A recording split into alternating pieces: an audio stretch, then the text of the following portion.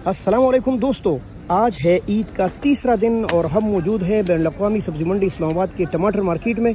Market तो आम दिनों का मुकाबले में मुकम्मल खाली है, लेकिन कुछ स्टॉल लगे हैं, जिसका मतलब है कि टमाटर की फ़रोख्त जारी है। लेकिन क्या सूरत हाल है ये कारी साहब से जानते हैं। कारी साहब अस्सलाम वालेकुम।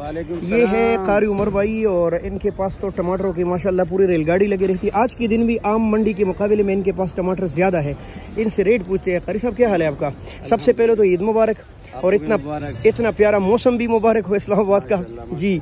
और टमाटर के बारे में ज़रा बताएं नाज़रीन को, रेट क्या चल रहा है? टमाटर जो अच्छे टमाटर है जी, पिशावर वाले टमाटर या मर्दान वाले टमाटर, अच्छा वो ये छोटा 1800 1900 2000 रुपए रेट है। अच्छा, तो बिल्कुल वीआईपी टमाटर, बिल्कुल वीआईपी, बिल्कुल वीआईपी। ये तो खासा कम रेट है ना? फिर कम रेट है।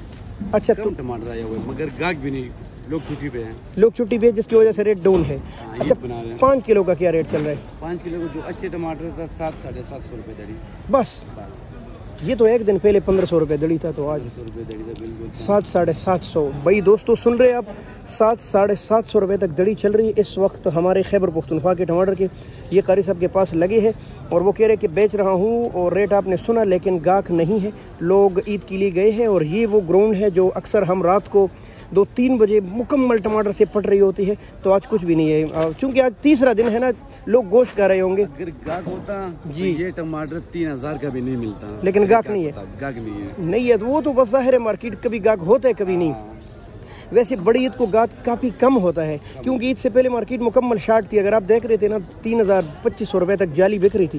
लोग यही सोच रहे थे कि मार्केट काफ़ी शार्ट होगा, लेकिन लोकल सीजन है। हाँ, कोटा पूरा किया है, लोकल सीजन है ना, जिसकी वजह से इर्द गिर्द के लोग भी मंडियाँ फुल है। पेशावर की इन इलाकों की ना, दूसरे पंजाब भी अभी फुल है, क्योंकि पंजाब के टमाटर भी ख़त्म नहीं हुए। चले, बहुत शुक्रिया आपकी मोहब्बत का, बहुत शुक्रिया।